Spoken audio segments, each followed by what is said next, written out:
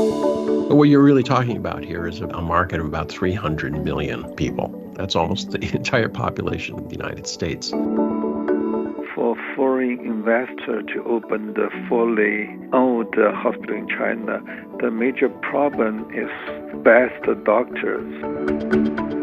It is a very good sign, but without building the entire ecosystem to support such sort of operation, we do not really see much strong enthusiasm for investors, for foreign doctors to participate. The Chat Lounge. Chat Lounge. Chat Lounge. The Chat Lounge unpacks views and opinions on hot issues in a more casual way. Welcome to the Chat Lounge. I'm Taihe, and joining me to discuss China's expanded access to wholly foreign-owned hospitals are Professor John Tsai, founder and chairman of the Academy of China Healthcare Innovation Platform, or CHIP Academy, Einar Tangen, senior fellow at Taihe Institute, and Professor Liu Baocheng, the director of the Center for International Business Ethics, Beijing-based University of International Business and Economics. A warm welcome to the chat, gentlemen. Let me start the show with Minnie Po. Do you use any healthcare services from a foreign-funded hospital, and can you compare the services provided by public and foreign-funded hospitals? It's the first time for John to chat with us on the show. So shall we begin with you? Okay, so I haven't used foreign invested hospital yet because I don't use hospital very often. Right, good for you.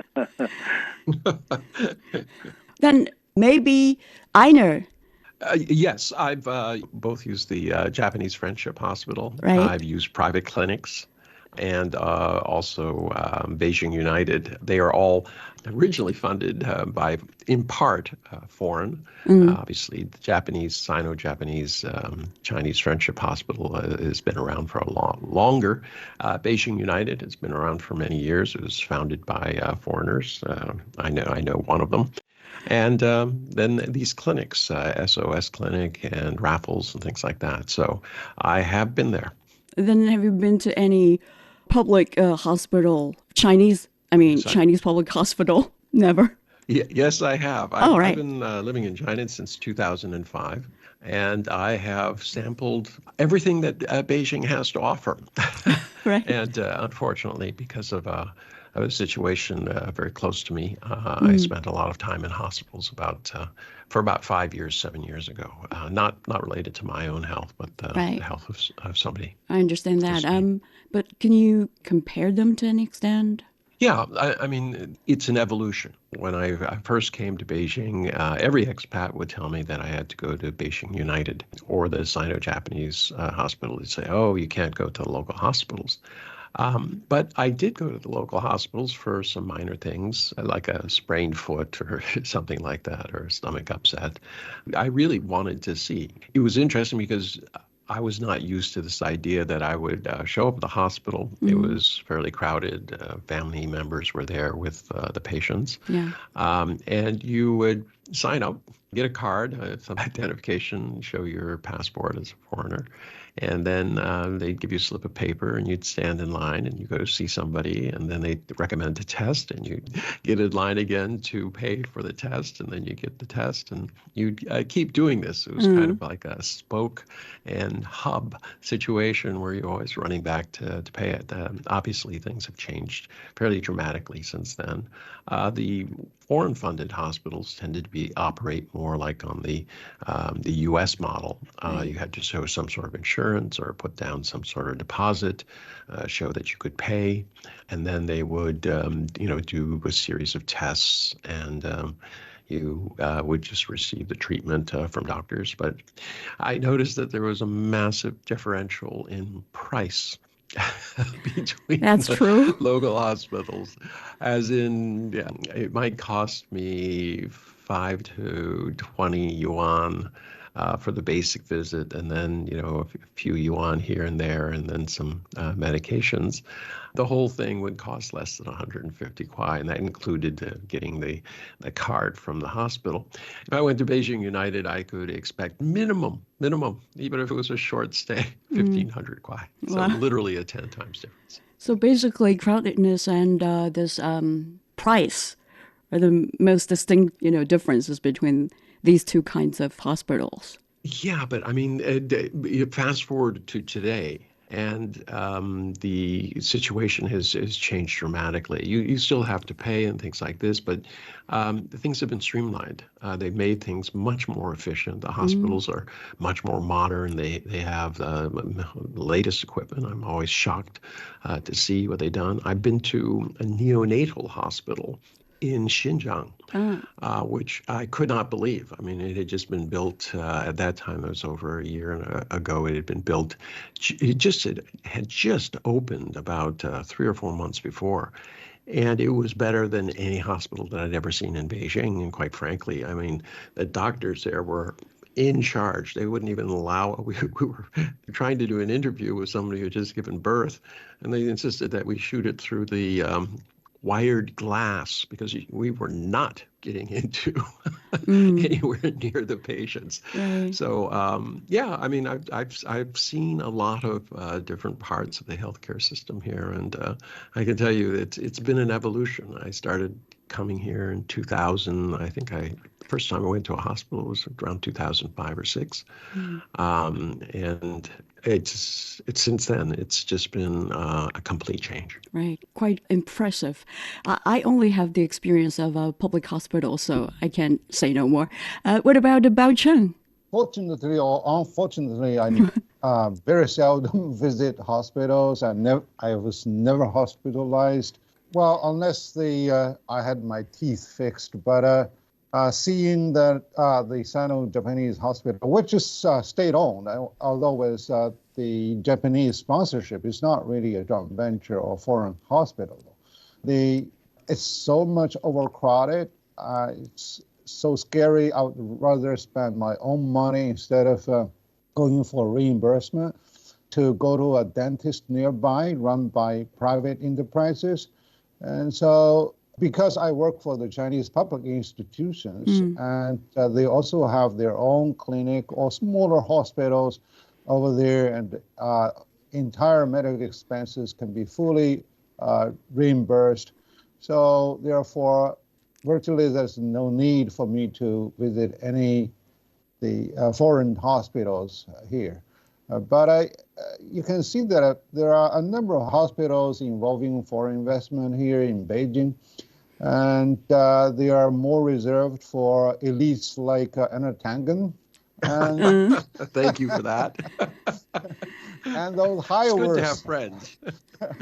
and high worth people. So ordinary people is very difficult to really to tap into their pocket for such sort of service. They are pretty polite, and there are many professionals, and the environment is really clean. So I paid some visit as a consultant for some companies in such industry, but I was not really a victim or beneficiary of foreign hospitals here. That's totally fortunate. And so let's turn to the new policy, if you will. China is obviously opening its healthcare service market wider to the outside world, greening lighting wholly foreign-owned hospitals in 8 key cities and the island province of Hainan. And some reports call it a policy shift. So Baocheng, do you see it the same way? I think it's a shift of orientation. Right. Because in 2014, there was already a public announcement to allow foreign investment in the industry of healthcare, and particularly indeed. to build hospitals. But of course, that was primarily focusing on joint ventures. But now this shift is fully owned, wholly owned. The foreign investment, the hospitals can be permitted in 8 cities. But at the moment, I could see that there's not much enthusiasm from this particular industry because, the healthcare industry is highly regulated and there are many hurdles that need to be tapped before investors can really plunge their money into China. And now the major issue lies in that policy alignment because, in 2014, we had that policy, and then in 2015, the NDRC, the National Development and Reform Commission, issued a list of foreign investment, and then in which they restrict the foreign investment into the Chinese hospital industries. So therefore, different ministries have different attitudes towards that. I hope this time China is getting more serious, and we have the cross-cutting ministerial really policies that fully support such, because we do really need that for whatever reason, for the Chinese consumers, for the Chinese market, and also for the growing Chinese economy, and bring China onto a more of a high-end service industry. So these are really critical needs, but there's still a lot more homework for the regulators, particularly, to tackle this. We'll tap into such kind of homework later on, but maybe it's not that China was basically not serious last time when it introduced a similar policy. It's just maybe the conditions were not that ripe at that time. John, what's your interpretation of that?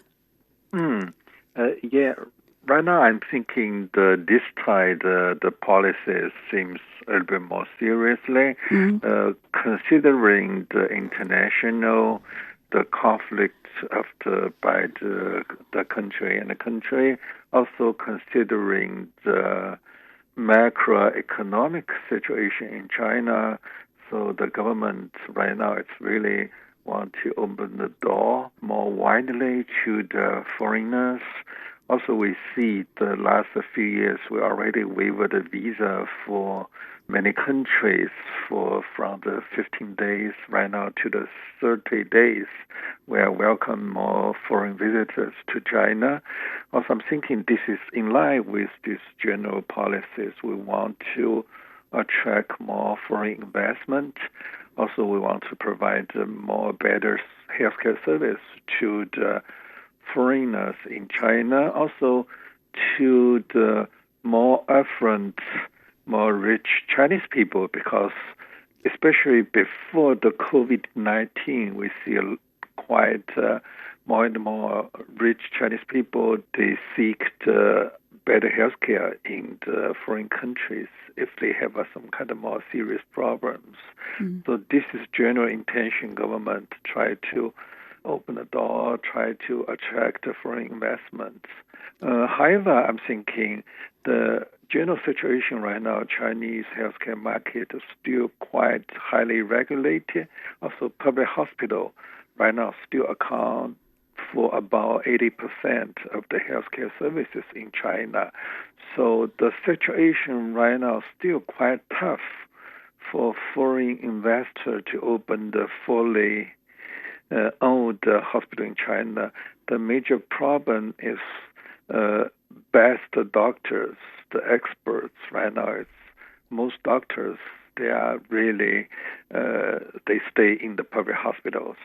For the foreign hospital in China, they need to have a good doctor, good expert in order to attract patients. It will be quite difficult to let the foreign doctors to work in China for longer times. Maybe you could have a few foreign experts come to China, work maybe a few weeks, a few months. I'm thinking still, if we have a better doctor for this kind of foreign investor hospital, if they could attract a better doctors, there will be make things much better. But anyway, this policy, because hospital investment is taking a really longer time, many years, so this policy at least have a good intention, have a good start. Maybe gradually, when the situation is better and better, maybe that could be potentially could be a good movement. When you say concerns about regulations, is it, about bringing in those doctors or experts to China? Yes, because for the policy to allow the foreign doctor to practice in China, for example, there are visa problem, have approval to practice in China. So there are some kind of policy to restrict very easily for this kind of foreign doctor to practice in China.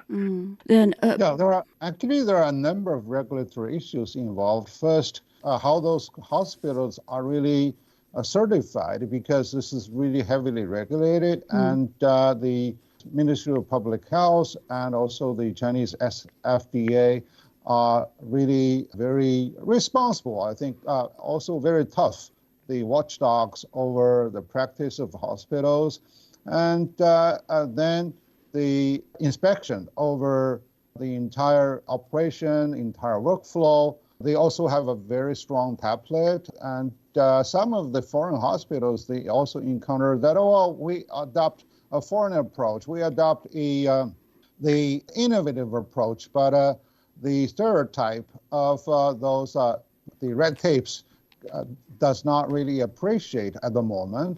And then the Chinese pharmacopoeia also has to align with more of international standard. I used to bring a foreign investment into the Chinese pharmaceutical industries, and because we were so innovative and combining the biotech together with the chemical therapies, and then they said, our book does not really update to that point yet. So there has been a very long time, in waiting for the bureaucracy to have their own consensus, etc. Another issue is the reimbursement issue, because you can hardly expect that the Chinese insurance companies are really very much enthused in, helping those foreign hospitals to have the reimbursement program, because one is that they have a smaller number of patients, and second, there are also regulatory hurdles. And so therefore, they only target those high net worth individuals here in China. And then there is also competition. And also, as the professor also mentioned, that they have very tough difficulty in attracting high quality the doctors from existing Chinese state-owned hospitals, because the Ministry of Public Health, Ministry of Education do not have a program to qualify their academic capabilities, and they have also a very tough issue in the promotion track along the Chinese existing channels. So these are really the issues. That is why I always emphasize that we need coordination. It is a very good sign for the Chinese policy shift, but without building the entire ecosystem to support such sort of operation, we do not really see much strong enthusiasm for investors and also for foreign doctors to participate.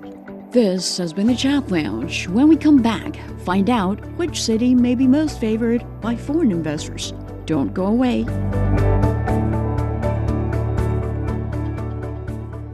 The strong wind was howling and whistling. He was the first Chinese citizen to graduate from Yale University in the mid-19th century. I was born on the 17th of November. She had prominent features. 3 of us were old enough to lend a helping hand. He navigated between 2 vastly different cultures and moved further to realize his dream and promote understanding between the people of China and the United States. Ye Mingxing was a native of Hanyang. I realized no danger. China is really awakening. Come and join us in discovering the incredible journey of Yong Wang in his autobiography, My Life in China and America. Check out the Audible stories on radio.cgtn.com and all major podcast platforms. Just search for the podcast Books and Beyond and find My Life in China and America. Welcome back to the Chat Lounge. We continue our chat on China's expanded access to wholly foreign-owned hospitals. It takes time to sort all those things out. And talent issue aside, and then there comes this question of how attractive is to foreign investors, right? I know, whether you want to go into a market, one deciding factor is how big the market is. China actually already got more than 60 jointly funded hospitals serving the high-end healthcare market, like elites like you. But how big of a gap is there in market demand that needs to be filled? And, how attractive is it for foreign investors to just throw their money into China's healthcare market? Well, it's not that attractive, as Lu Baocheng has pointed out. There are regulatory issues and all sorts of things that are out there. So from a business model, if I'm looking at the United States, where I can extract huge amounts of money, 16% of the nation's GDP is devoted to healthcare. But that's not going to happen in China because you have a national healthcare. To give you an idea, there are about 13,000 hospitals that service becomes an obstacle. That service 83.5% of the population. Right. And those are government hospitals. The rest of the hospitals are smaller. They're divided up. But what you're really talking about here is about a market of about 300 million people. Right. Well, let's put that in perspective. That's almost the entire population of the United States. And these are people who have the funds to expend a lot of money. So why is the Chinese government doing this now? And have there been efforts in the past? Well, as Lu Baocheng and as Taihe have pointed out, there have been. I've experienced it from a slightly different point of view. I have a friend who has a medical facility on Hengqin Island. This is near Hong Kong, Macau. It's kind of jointly put together, but it was allowed that they can actually have medical therapies there that would not necessarily be approved in China, but that have regulatory approvals by either the EU or the US. Right. The FDA, Food and Drug Administration type of organization said, okay, this is safe. So it's kind of an in-between. And they've been trying this for a while. Now, why would the Chinese government do this? Well, there's some concern about Chinese going abroad and getting therapies. It's unregulated. You don't know what they're actually getting. It would be much better to have it onshore, near shore, where things can be, in fact, monitored. Because there's a genuine concern about Chinese getting medical care because they may not be, they can easily be talked into things because they don't have the medical knowledge. And so the government is acting to, in essence, protect them to make sure that, nothing untoward is happening. I had a situation where my wife was dying of cancer and people would come up and say, for $1 million, all right, and money back guarantee, I'll give you a magic pill. And this pill will cure the cancer. And if it doesn't cure the cancer, we'll give you your money back. Well, obviously, they're playing the law of averages. They were not going to give anything that had any medical value or anything like this. That happened in China? These are the kind. Or other markets? Yes, it happened in China. It happened in China. Right. They were using intermediaries. This was a Taiwanese group. But it's not, there are groups coming in from Hong Kong. Everyone was, just let's prey on this group of people who don't have the medical knowledge and tell them that we have magic and we can solve this, or this. They'd say some long story about how this was secret research by an independent, brilliant physician from Switzerland or something like that. They always had some sort of story. And when you're desperate, right, and we've seen this in America and throughout the world, when you're desperate, you'll do almost anything for those you love. In China, medical situations involving something very serious, the tendency is to send them to Beijing because Beijing has the best hospitals. They're not really knowledgeable about the doctors and things like that.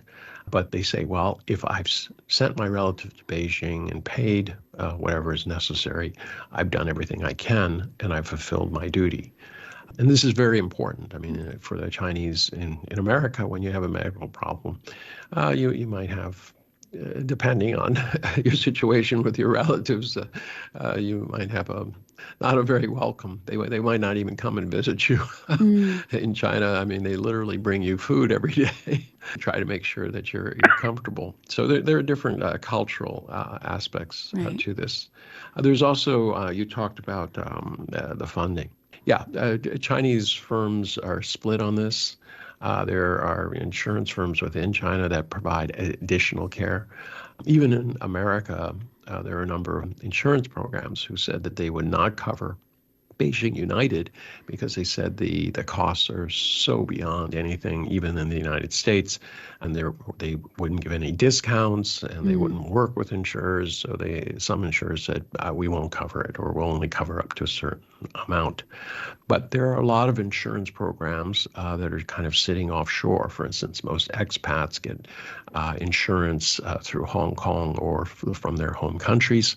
And this gives them access to these kind of international clinics and things like that. So it's not, very few people are actually paying out of pocket for them. In terms of the doctors, you have to understand, I think what China is trying to do is leverage their understanding of how their approaches and protocols. I mean, most people think that doctors are some sort of magic. Doctors have good memories. It's required. Every time you engage, you find a set of symptoms, what you have to do is go through the protocols that you were taught in medical school. And what those mean is say, okay, this person has these 6 symptoms. Protocol 1 for these 6 symptoms is do these things. If that doesn't work, go to protocol B, and then you go down the line. It's wasteful. AI can probably change some of that, but not all of it. There still has to be some sort of diagnostic input by human beings, and of course the robots aren't doing the tests and things like that. So China, I think, is trying to do what they did with the legal system. China was in need of understanding international law, but as a foreign lawyer, you cannot practice in China, but you can be an advisor, an expert. And then a Chinese lawyer can actually execute whatever is necessary. And I think, if I'm not mistaken, I think this is what they're looking for. They're looking for the transfer of understanding, protocols, knowledge into the Chinese market. And they will pay for that. And I do not think that is a huge thing, because the doctors are not actually practicing. They are consulting. And there's a long history of this in China. In fact, when I was chairman of the State's International Trade Council for Wisconsin, I learned that many of our leading doctors in the United States were actually coming to China to learn microsurgery, because in Shanghai they had the best microsurgery practicum there, because these doctors were doing these microsurgeries, like 5-6 times a day, whereas our doctors would do them 5 or 6 times a year. So the amount of knowledge that they were able to get from that was very useful. So this idea that it's just China, kind of getting knowledge from everywhere else is not true, especially today. I know people who are doing drug testing here, because in order to qualify for FDA or the EU, or even in China, you have to put your your drugs and your procedures through their paces. And it costs a lot of money. It takes a lot of time. A lot of it has shifted to China. Now, because of regulatory issues, geopolitical issues, basically, a lot of these procedures have been reversed. For instance, any procedure that had involved a military hospital in China has now been said, well, that could be subject to being disqualified. They don't really say why. They just say, well, and national intelligence and all the usual nonsense. But at the end of the day, this is going to create more work in China, and China has become a kind of test bed for experimental procedures and things like that, because of the huge data set that's involved. There are several outstanding issues from the investor's perspective. One is that because the state-owned hospitals are heavily subsidized by the Chinese government, and so there's no expectation that they're going to receive the same preferential treatment from the Chinese government. So therefore, you can hardly expect a level playing field of competition and for investment here in China for hospitals. Second is that existing Chinese hospitals, their return on investment is pretty much dependent on selling drugs, the pharmacies within the hospital. So the medical service does not really acquire a lion's share in the entire revenue portfolio. So that's another consideration. The third is that because of the getting more and more stringent government procurement program, whether those foreign hospitals will be able to enter into the government procurement program, or certain institutions like my university, we sign up with 3 hospitals, and only the medical bills from these identified hospitals from our university procurement program can be reimbursed by all universities. So all these issues are really some of the major considerations for investors to calculate before they are ready to put up their investment. Right, like you all mentioned, maybe there are all kinds of reasons dampening their enthusiasm entering the Chinese market. But what China now is doing is just trying to prepare itself, right? That doesn't mean it's the same case in the future, right? Preparing itself. It's a good beginning. Right. Put itself in a condition more in line with international practices. Yes, not many of them are interested, but there are some, right?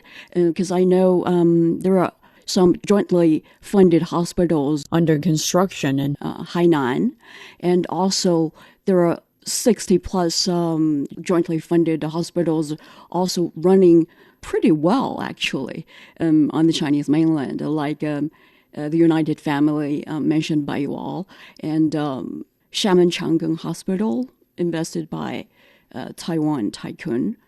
So wondering, maybe, John, you can explain a little bit, what do you see those hospitals doing right to succeed, at least, for the present in China? And maybe they can be a good lesson for others who want to enter the Chinese market in the future. Yeah, these hospitals, they do bring some kind of a new hospital management. Also, the service quality is much better. They have a better environment. Also, the doctors, they are more, seems professional. So all these kind of things, they will bring some new things to China, the healthcare sectors. So for the public-funded hospital, they could learn something from these foreign-funded hospitals. Also, for example, in Shanghai, the government start to open the door for the public insurance reimbursement for some of these kind of foreign-funded hospitals. So even the money is not a lot, but still these kind of new policies, they will attract more patients to these hospitals. So that's why these foreign invest hospitals, they really want to government could allow them to the public, the insurance could reimbursement for their hospital. I'm thinking this kind of policy could be a little bit more open for the other foreign funded hospital. So that's important for the reimbursement. Right. Then, Einar, can you give us any idea, from the perspective of the family of a patient? I bet you got a lot of tips for those, foreign investors. No. Well, yeah, the reason it's such a huge market. It's easy within China to say, it's such a small percentage, but that small percentage represents a huge amount. Pretend you're a European insurer, and you look at the lower costs in China and you say, well, we can offer insurance there and make money. So it's not just about the primary care, the hospital itself. They're saying, okay, let's get insurance going. Some of them might say, okay, part of our insurance is we're going to have a preferred provider network, kind of like what Baocheng was saying with his university. We only, reimburse in this area. The number of expats is actually going down. That could change dramatically in the future as China continues to open up. But I think there's a sense that you have to be very specialized. I'll give you a very specific case. Right. There's something called electron gun therapy. When you have a tumor, they can use the electron gun to, go through your skin and try to hit the tumor and kill, the cancerous cells. This is a long-standing procedure, therapy, et cetera, et cetera. But there's also something called proton gun. Proton gun is the difference between electron gun is like using a shotgun, right? And aiming it at the general direction of what you want to hit. Proton gun is like using a rifle. Right. Yeah, you can hit things very, very specifically. Huge differential in cost. Right now, there are a number of proton gun therapies here, very few, and they have huge waiting lists. So when investors are looking at it, it's not like they say, okay, we want to provide, general care for people. No. They're looking at specialist areas, cancer, diabetes, things where people who are more able financially to afford them. And these proton guns, they can make money because they have this huge waiting list, and they can spread the cost, the very expensive cost of doing that. So when investors are looking at the market, it's not general, just this idea that they're just going to start a bunch of hospitals or something like that is nonsense. It goes the other way around. Right now, especially in the United States, and this is going on for the last 30 years, traditional Chinese medicine is now being accepted by insurance companies. Why? Because it's so much less expensive. And it's easier to sell when you have an aging population, which has, constant creaks, groans, and pains. And these things can't be cured. They're just part of the aging process. Traditional Chinese medicine is far superior to anything we have in the U.S. because if we give you, very expensive, very powerful drugs, there are side effects. So you take one drug and then you need another drug to counteract those effects, and another one. You end up taking 20 pills just because you're having an ache in your lower back. Traditional Chinese medicine, a little slower acting, but it's really good for addressing Are kind you of minor suggesting aches and pains. those foreign-funded hospitals to offer Chinese medicine in the Chinese market? No, I'm saying that it is a two-way thing. So Right. I dislike this idea that China Okay. is somehow just trying to get the knowledge from the West. It's nonsense. It's a two-way flow, and this is something that people have to remember about knowledge and culture. Right. When they're trying to set up these barriers between people and scientists and things like that, it's silly. All you're doing is preventing people from getting what they need. So China is in essence exchanging, many thousand-year-old practices that have been very effective and field tested in China. They're exporting those out to the West, and the West is in turn sharing knowledge about the protocols, the machinery, operating procedures that are out there. But I can tell you, I've run into doctors who are here and they say, wow, this is incredible. I've never seen anything like it. I mean, they give, it's crowded and everything like that, but they give a standard of care which is far above what we offer in the United States. I've been, lived in the United States. I had my son who was, I thought, choking to death. And I took him to the emergency medical thing, so in a very nice area of town. And they said, oh, can you wait a few hours? I said, my son is turning blue. What are you telling me to wait a few hours? He'll be dead. And they're like, well, it's not my problem, man. I just here at the desk. And, I'd call a doctor, but they're not answering. And I was furious. I knew the head of the hospital. Called them up and I said, what kind of rinky-dink operation you're doing? And they knew I was a lawyer and things like this. And then somebody saw me. But why is that necessary? Why, somebody coming in off the street who had the same issue, right? Why would they have to, if they don't have that kind of guanxi or push, they're not a lawyer, or they don't know the head of hospital, they get terrible care, really, really horrible. And this would never happen in a Chinese hospital. So the doctors I run in said, well, there are pluses and minuses, but the pluses are the majority of people get very good care that they would not get in the United States, for instance. The Chat Lounge. The Chat Lounge unpacks views and opinions on hot issues in a more casual way. I have to say, what a dramatic life you're having Einar. And about Oh general, no, it sounds worse. You just have to right? remember I'm old. I bet it's not so dramatic with Baocheng, who's maybe of the similar age of you. But Baocheng, I think Einar is suggesting that foreign investors maybe need to diversify or differentiate the services, Specialize. specializes They have to look at the segments where they can services, make right? money because they're offering something that is not available in China. Okay. I totally agree because specialization is really the key for them to get a foothold in China because for a sort of holistic treatment, large-sized, sophisticated hospitals, it is not there yet.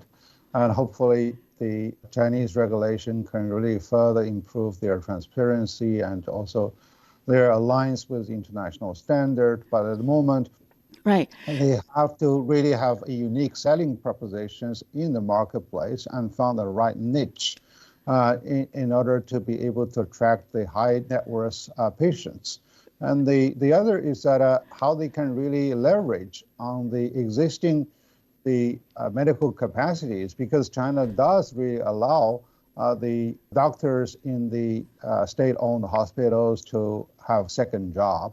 So that's a good news for them. So that they can offer attractive packages for those the doctors who are unwilling to leave totally their existing organizations to contribute to the quality of medical service in the foreign hospitals in China. And the other is that they can also arrange on an international scale with the insurance companies so that people can really get the type of reimbursement on a global basis, particularly for tourists and travelers. So, these are really the issues that they can touch upon the top cream of the entire market, but they cannot be as ambitious simply to stay and compete on equal footing with existing state-owned ones. If all those regulations are straightened out, and what kind of preparations do you think the foreign investors themselves need to prepare for? Like you said, that they should find some niche market. What kind of niche markets are up in your mind? Well, like Anna mentioned, dealing with the acute diseases like tumor, cancer, etc. If they have the right type of recipe, the right type of expertise that they can really stand out. Yes, definitely they can penetrate into this market.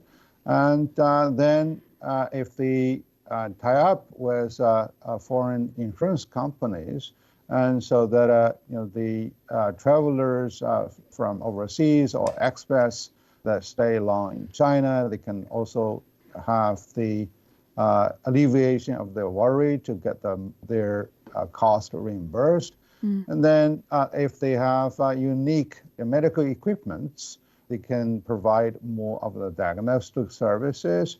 And because, to address the long chronic diseases like diabetes, like osteoporosis, etc., this is also a market because only those, the high income individuals, care about a more thorough and also a holistic type of recipes.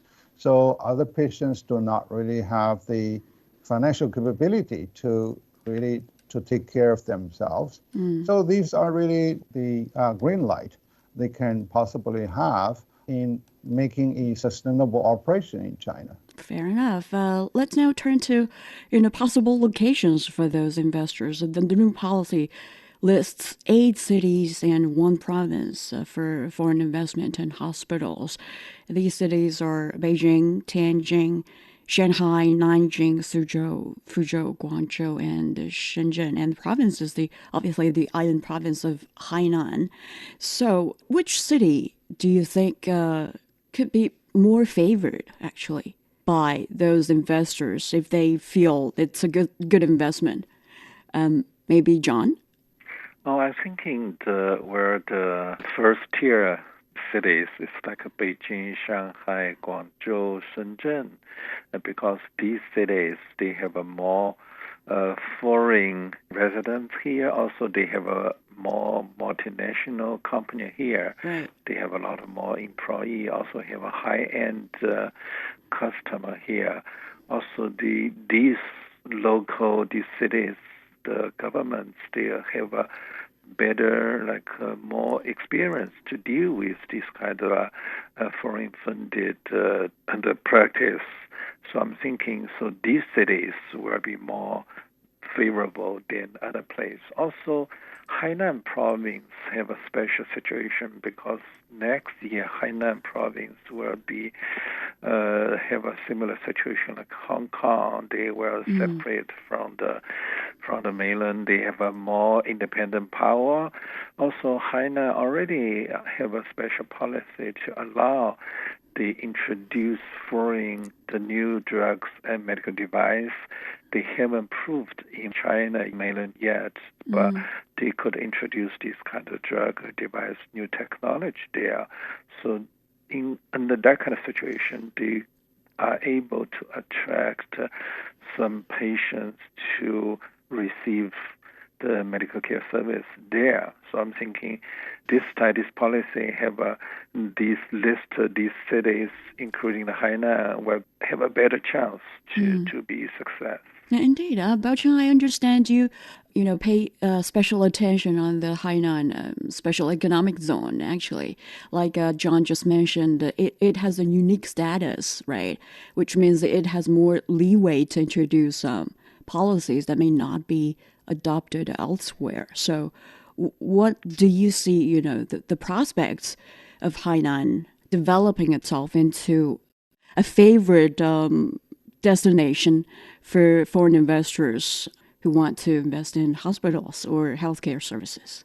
Yeah, I participated in a number of discussions with Chinese policymakers with regard how the medical services can be simply having a very much innovative and even a bold approach within Hainan. And the prospect is really huge because you see that how many Chinese high-income individuals get their medical services in Japan, in the United States, in Europe. So the market is there. And the issue is that how can we really pair with the hospitals in Japan, in the United States, or in the EU. So if we are able to bring up the type of quality that is even similar to match the total service that is available in those highly developed markets, we definitely are going to attract more of the patients from China. Now, if you really go to the public hospitals, you are, standing in the line for several hours, and the doctors, they have good reason to be impatient dealing with patients. And also the entire environment they provide, not only in a sort of quick therapy, is really something that we can expect. Plus that now with more of the digital technologies, playing a key role in the further construction of Hainan Island, and that can also be highly leveraged and less regulated, together with new drugs, etc.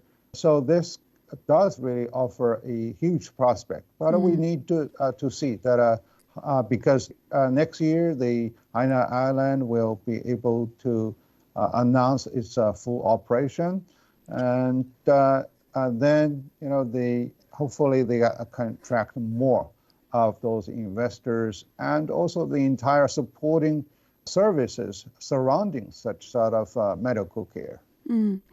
Now, Baocheng has already given his suggestion or tips. Then Einar and John, what would be your prescription for, either Shanghai or Hainan province, which, have set their sights on becoming a key player in the global medical tourism industry? Maybe it's a bit early to talk about that, but what about the prospects for them in the coming 2 to 3 decades?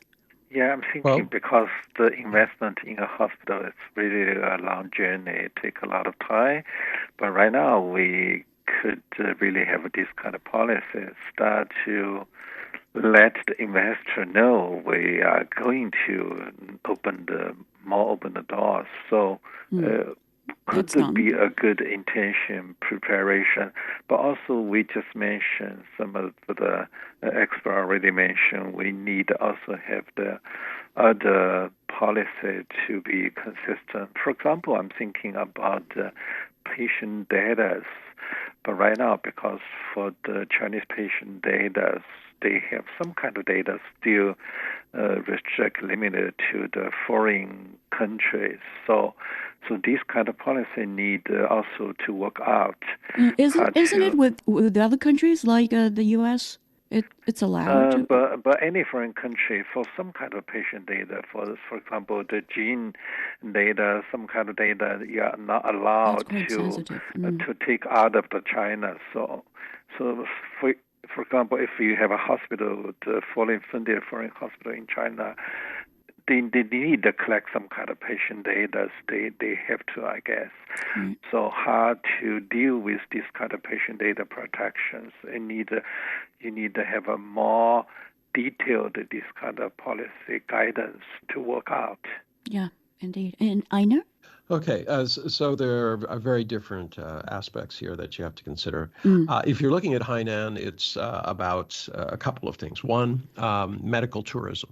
China would like to get involved in that. There's a differential between the cost of doctors in China versus other places. So there's a real possibility of perhaps building hospitals. But this idea that foreigners are going to build full-service hospitals is nonsense. It doesn't make any sense. You're not going to see a whole bunch of Baocheng Uniteds being created. What you're going to do is see clinics, smaller entities that are concentrating on issues. Now, in Hainan, because the way it's set up, you can use you have access to drugs and treatments and machines that have not been approved in China yet, but have been approved by other jurisdictions. A lot of the wealthy have homes or can access homes in Hainan, so it's closer to home, and it's Chinese. You're not, in a foreign land and things like that where, language would be an issue. In terms of other opportunities, I think when you start talking about the major cities, these cities are around 20 million people. You go to Europe and you'll find that there are a lot of countries that don't reach 20 million people. So the density and how compact it is very attractive if you have something very special that it's not being offered in the local market, or there's a perceived qualitative difference between what you offer and what is currently available. Those are the opportunities. People have to get out of their mind that foreigners are going to start building hospitals like potato chips throughout China. It would not be economically viable. Quite sensible. And with that, we wrap up our chat for this session.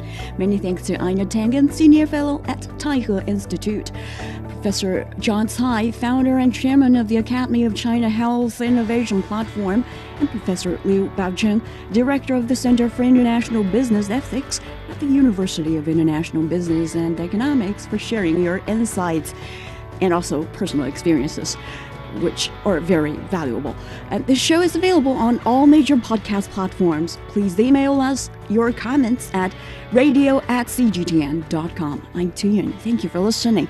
We'll have more chat at the Chat Lounge next week.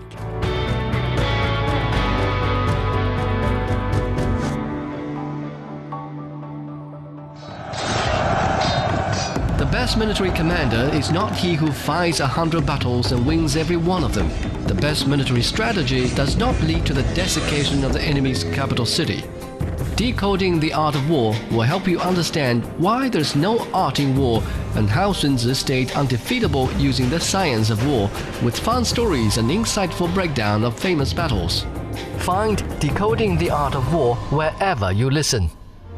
I cannot marry you while your mother regards me. Step into the world of timeless elegance with Mrs. Spring Fragrance. a captivating audiobook by Edith Eaton, Grieves read not, by Man Ling. because the green leaf still clings to the bough. Experience the lively yet complex lives in Chinese American communities at the turn of the 20th century as Edith Eaton's delicate prose weaves together themes of tradition, change, love, and identity.